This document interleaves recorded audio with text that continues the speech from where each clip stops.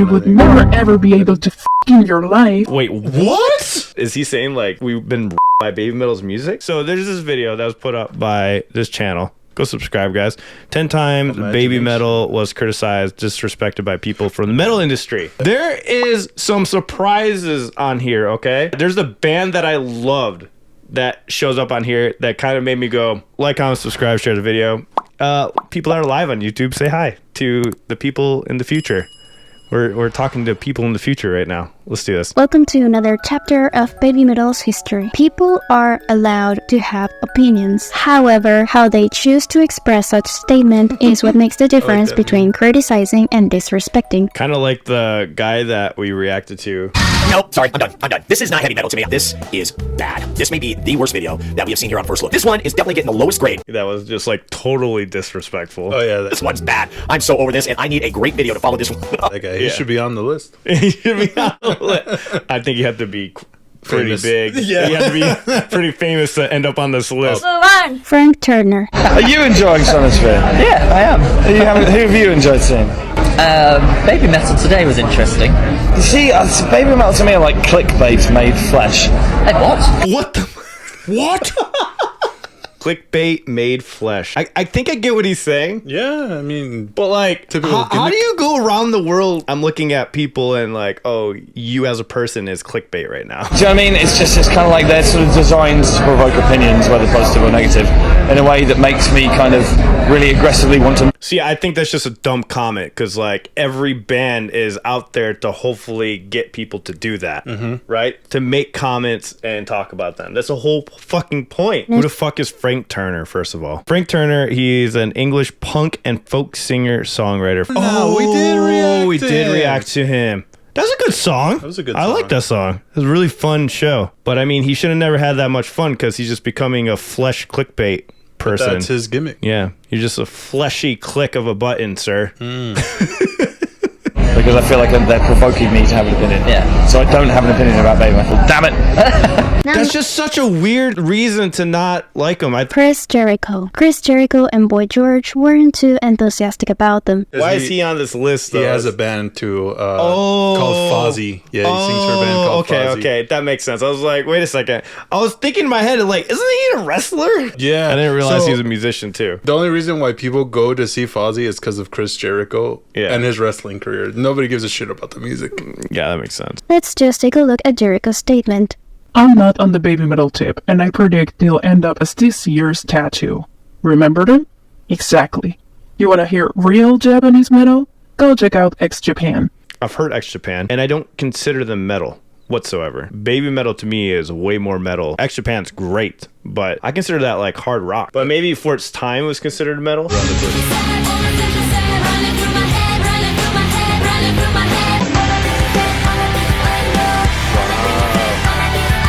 That's crazy. Those are very similar. Guys, it's really easy though to do that by accident, you know. Number 3. Nurgle. I don't know, just someone told me it's awesome. It's called BABYMETAL. No, I'm fucking with you. I'm not buying that shit.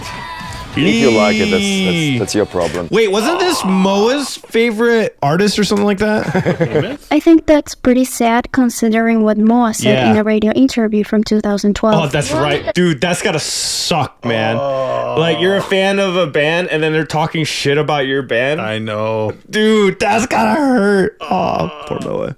ベヒーモスのポーランドのブラックメタルバンドだけど特にボーカルのネルが Poor Mo, dude. What the fuck, man? Do you think she knows? Do you think she's still a fan? I mean, I'm sure she is. Like, she'll still listen to the music, but after, yeah, I would be pretty upset, dude. Number Wow. 4. This is with the singer from Skindred. He was trying to joke around, but you know, between cultures, it doesn't really work too well. I think he like interrupts them or something like that, and then people got super pissed off. It comes to awareness, you know, like you know they're coming from somewhere else, a different country. Maybe dial it back a little bit. You know, dial it back a little bit. You can read the room, but some people can't read the room. You know, it's like when you're in certain situations. It's all nice and good to joke around like that, but you gotta keep in mind that they don't actually speak the language, so like how the fuck are they gonna understand your joke?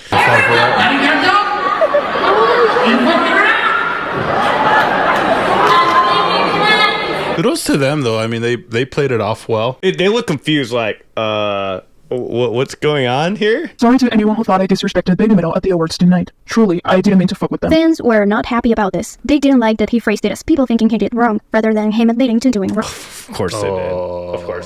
This is where like you get tactical. Like it's so hard to explain yourself through message or like convey the message off correctly. But people get hung up on your individual words, which drives me nuts. We're just gonna, but you said this word and not that word. It was an accident. I meant to say this. You and I do it all the time. We have fun arguments over it. I know. You know? Exactly. It's like so the same many shit. misunderstandings that could have been prevented just by using the right words. Yeah, exactly. People, like, I said I'm not into being horrible to anyone. To all the fans and Baby Metal, from my heart, I'm sorry if I offended you all. But fans still weren't satisfied. That's probably true. Baby Metal wasn't as upset as the fans. 100%. That's probably true. Think of any kind of insult. He received them all, including racist ones.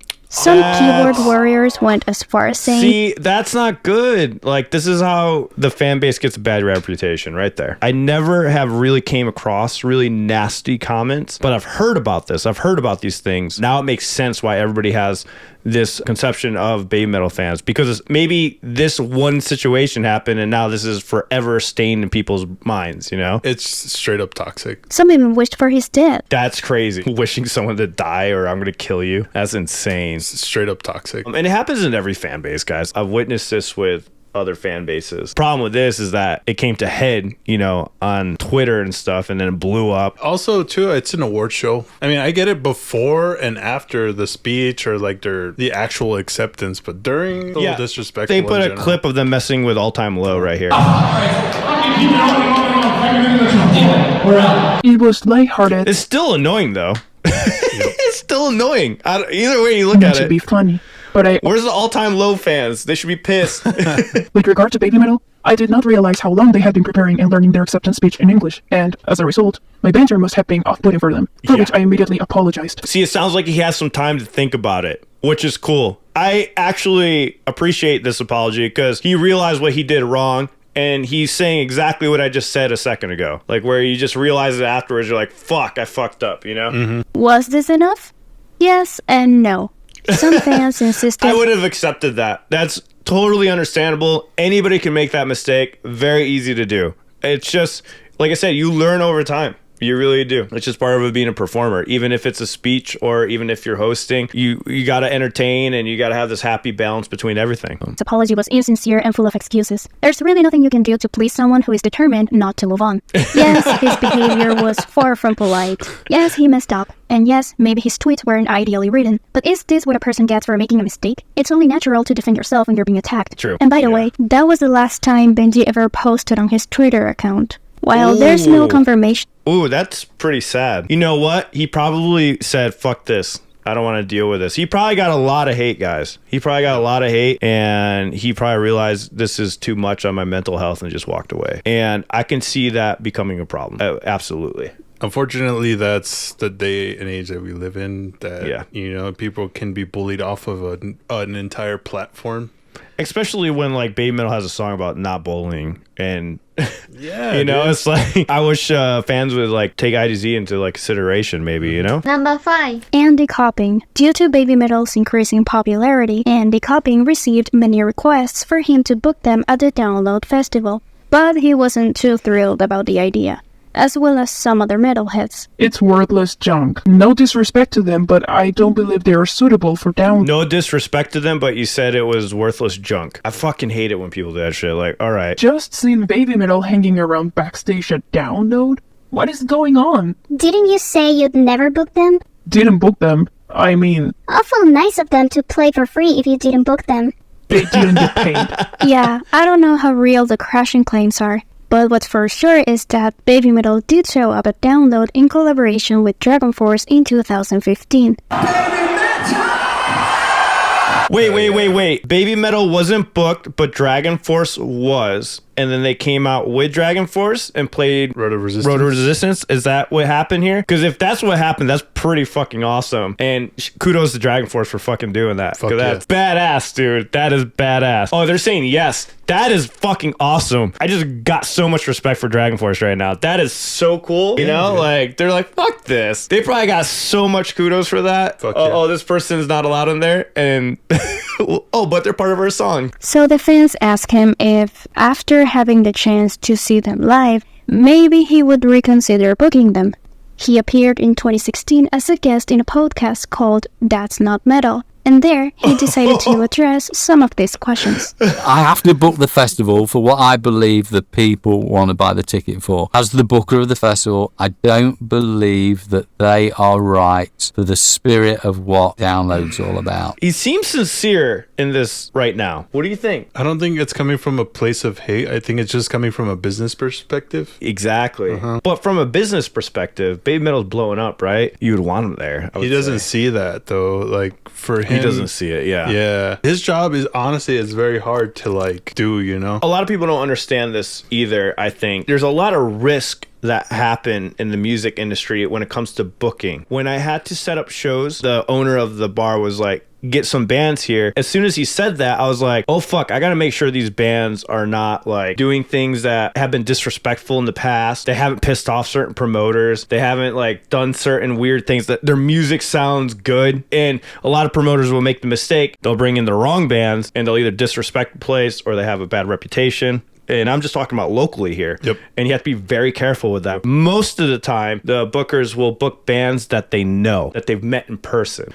They feel more comfortable with booking somebody that they met in person. And when you meet these people in person, they feel like you won't fuck them over since we have this one-on-one, this conversation together. But if you've never met anybody from the band or none of the management and you just have to hire a band out of like cold, like, bam, they're there. That's a huge risk. They polarize people anyway, but then again, most bands do, and I take that. I think they're shit, but I think they fit. And people have said that to me. No, it's just a crude way of him saying it's just like, oh, well, I don't personally like the band. He can say, I don't like the band, but they do fit the festival. I mean, he straight up said, I think they're shit.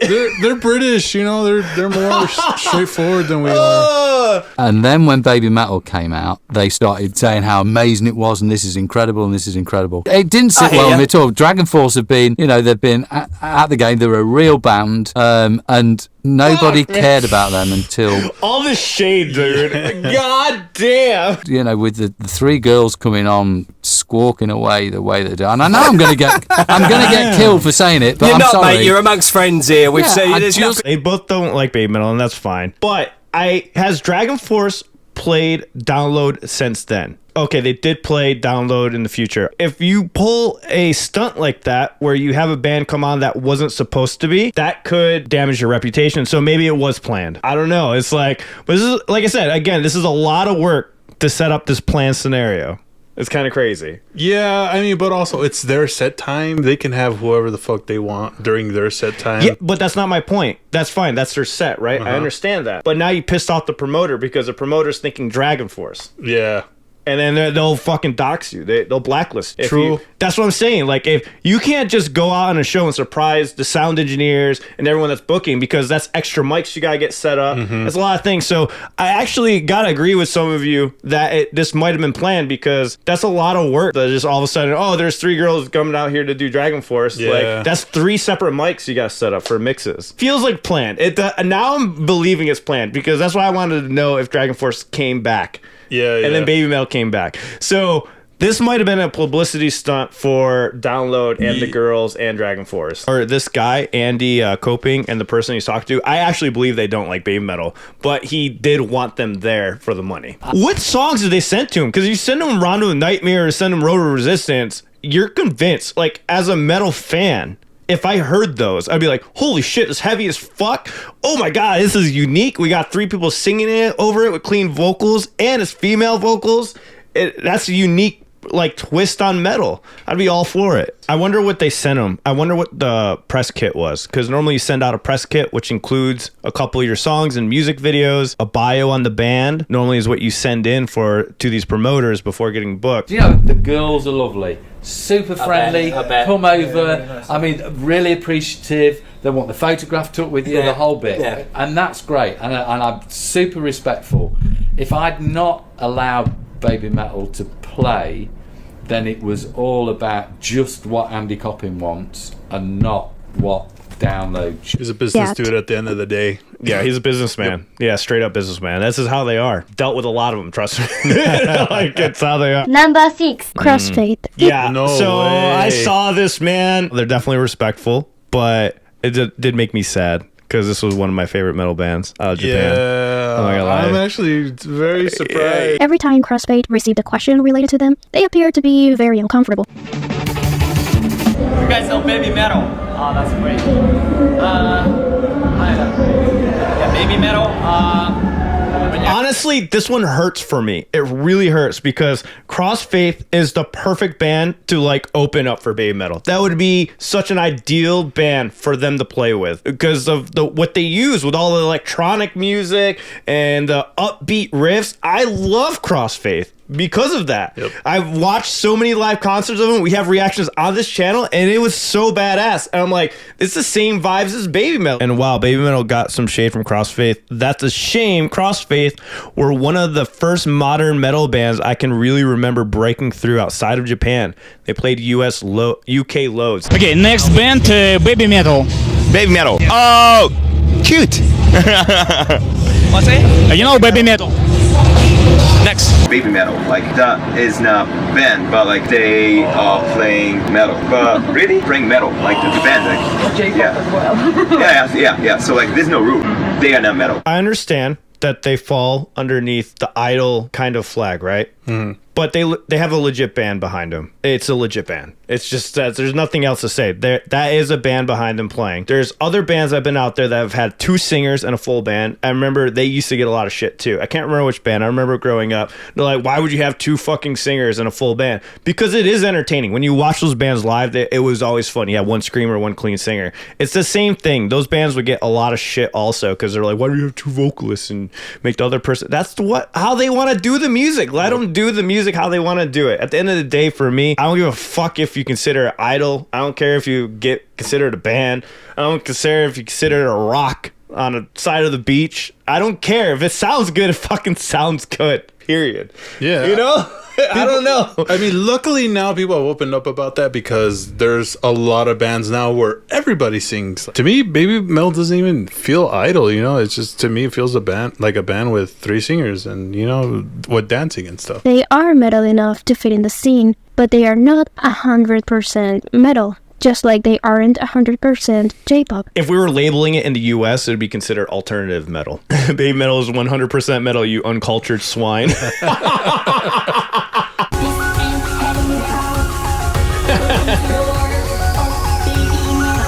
Number 7. Fred Durst. Oh no! In 2020, No! What? Come on, man. What the fuck did Fred Durst after do? Baby Metal at Rock im Ravine. You guys didn't know I'm a Limp Bizkit fan. While on stage, Fred Durst decided to acknowledge them, but in a weird way. How you feeling? I'm still super horny after seeing Baby Metal. Yo! That's so Fred Durst, though.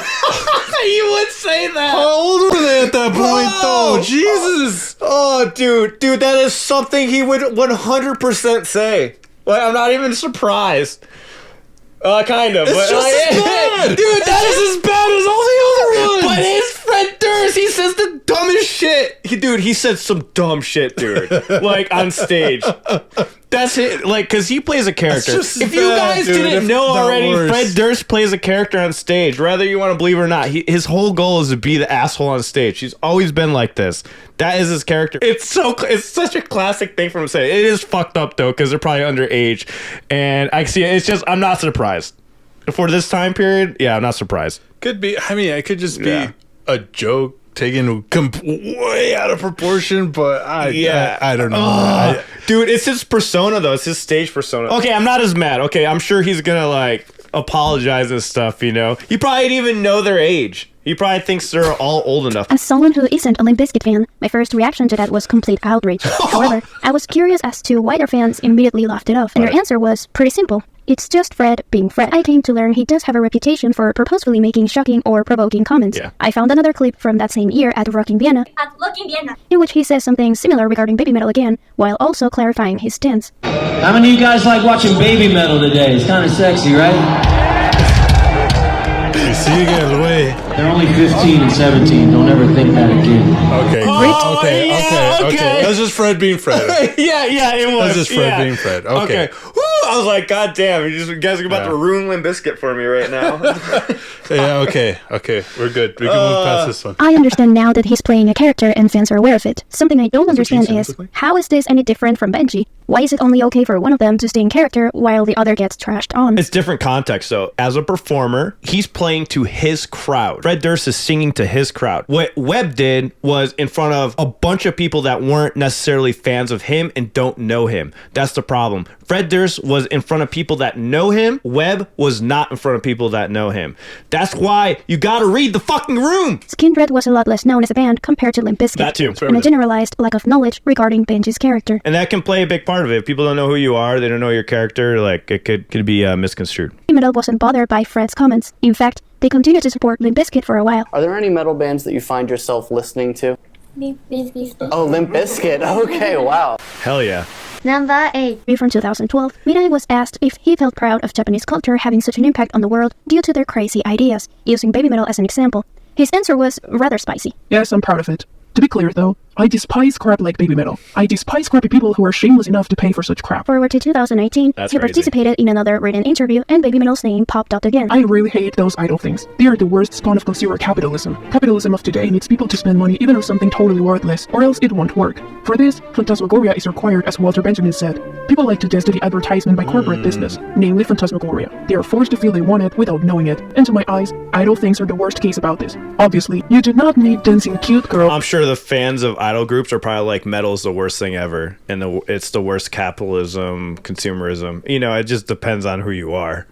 You know, but people that are fans of pop are probably like, oh, I hate that loud, distorted crap. It's garbage. I'm sure this. I mean, it depends on who you are. It's all perspective here.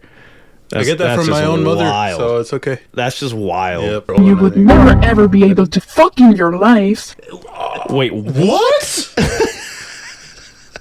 As Walter Benjamin said, people like to dance to the advertisement by corporate business, namely phantasmagoria. They are forced to feel they want it without knowing it, and to my eyes, idle things are the worst case about. That's crazy. So he feels like people are fans of baby metal. They are forced to feel they want it without knowing it. I don't know how I feel about that. Dude, is he saying like we've been raped by baby metal's music? That's pretty much what I'm getting out of that. I've also never heard of this gentleman, so it's just, he's another crazy guy on the internet. Obviously, you do not need dancing cute girls whom you would never ever be able to fuck in your life. Yeah, because people who listen to the music immediately think about how they want to fuck that person. Right? Yeah, I really want to fuck Fred Durst, you know? That's why I like Limp Bizkit. Yeah. Who wouldn't? I mean, true. Yeah, true. It'd be pretty set for life, you know. That's why I love Slipknot, because they're so sexy, all of them. Yeah, just that's all we think, guys. That's horrible, dude. This is probably the fucking worst one. That's pretty bad. That's crazy, man. What is this guy famous for again? I don't know. What is this guy known for? Kawashima? He's known for saying that people want to fuck members of bands that they like. That's what he's known for now. Sorry, guys. You all want to fuck us if you're watching right now. Just keep that in mind. You guys are forced to like us. Yeah, you guys are all being... What did he say? I forgot, but... Whatever. Yeah, you guys are all fetishizing over us right now. Don't get me wrong. I am not a communist, and I don't think communism is better than capitalism. And of course, I am not coming up with a better system than capitalism. But that does not mean I have to stand this ugly side of capitalism. If I say this, some people say metal is the same. Obviously, metal is not something you need in your life, so it's another phantasmagoria. But at least I believe that I chose metal with my own will. I don't think I was brainwashed. Did you choose metal at your own will? Maybe you were brainwashed. Maybe your mom yelled at you so much when you were younger that when you got older, you craved people yelling in music. And you were just like, damn, I really want to be yelled at. So maybe you were forced to like it. Your mom forced you to like it. So your mom essentially, she's part of the capitalism, consumerism. Your mom did that to you. How do you feel about that? Of course I cannot prove it, but at least I believe so. In that sense, baby metal is not metal, and if any Japanese metal scene was impacted by them, they weren't metal from the very beginning. If my grandmother had wheels, she would have been a bike. What time? So, it doesn't make any sense what you said. So we all know that Baby Metal is your favorite recent metal band. Any thoughts on the split? I prefer their clit than split with them. I cannot think of anything that That's fucking horrible. Some people on the internet, man. claims in a more positive light. It's the same guy? Yeah, we're talking about the same fucking guy. Oh, the same guy that said that we're all thinking that like the music is going on the internet saying that shit. That is crazy, dude. He got issues. But this is a clear... This is number one the worst. This is the fucking worst. Number 9.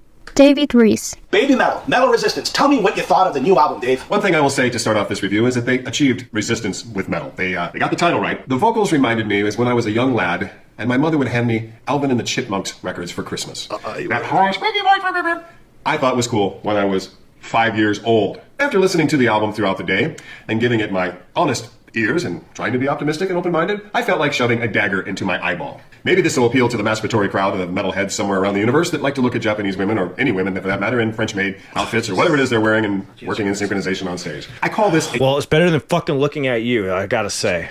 Jesus.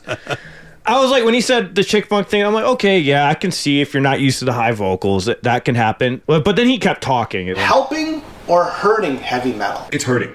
People are forgetting with this new age of, technology. What's here today is gone later today. It's like these America's Got Talent shows, How many of you remember who actually won those things that are like superstars now? It's all like McMusic. Steve Lukather, you put it correctly. It's drive-through music. It's McDonald's. You want fries with that? I think pop music's like that, 100%. Like straight up pop that's on the radios, a lot of it feels like that. It's the same chord structures over and over and over and over and over and over and over again. That is for sure, but not this. You see, people think that if baby metal becomes big, and it is, then it'll expose more people to metal. Well, in fact, what really happens is when something becomes successful, then there becomes copycats. So the market's going to say, hey, baby metal really sells, so let's create more baby metals. And that's not really what we want. We want the PR people, we want the record companies to invest into bands that we love in heavy metal. The Judas Priest likes, the Iron Maiden likes, the Anthrax. Now, there's a good point, and I have more to say on this. He does have a good point there, but this has happened over time with everything. Any piece of art, something becomes famous, a lot of people copy it. The ones that transcend music is the people that kind of copy it and then do something extra to the layer. And I think baby metal took metal, put something extra to the layer. Of course, there's going to be copycats, but if they're not good, they're not good. They're the ones that are going to fall to the wayside. Baby metal will be remembered, Mm-hmm. or any bands that are like that will be remembered. So there's some kind of truth to that for sure. But nobody's really copied baby metal and sounded good though. Passcode would be maybe something similar, but they have their own little flavor to it. They do the auto-tune thing. Yeah. What's another band that's like baby metal that does their own thing? It's like I haven't really heard many bands try to copy baby metal except like as of late, and like we saw it here with like the little clip with like Amuse and Koba Metal and stuff. What they're trying to do with Metalverse essentially. So, but yeah, I totally agree with what this guy's saying. Yeah, invest into the actual bands we like instead of trying to make clones. They should like invest into the bands that we love and stuff like that instead of trying to make copycats, because recently I've been hearing a lot of the same shit over and over again. Dude, you listen to so many copycat bands. You like one genre, you listen to the same genre like all the time. I know. And they all sound similar. And you said you're okay with it.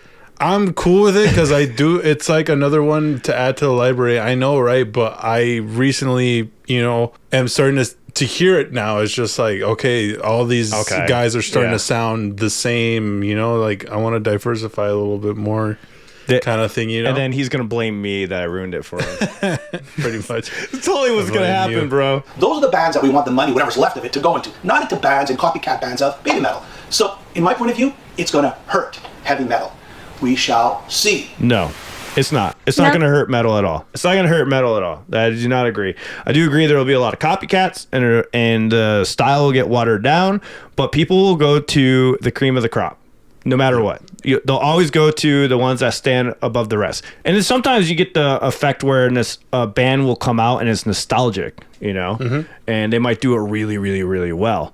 What's one the one that band that sounds like exactly like Led Zeppelin? The Greta Van Fleet. That's a perfect example of somebody playing off of nostalgia. Led Zeppelin songs are catchy as hell, and if you can write like Led Zeppelin and sound like Led Zeppelin and write original music, some people will go listen to them just because they want to hear like, oh, what if they kept going as a band? Yep. What would they write next? And some people live vicariously through that.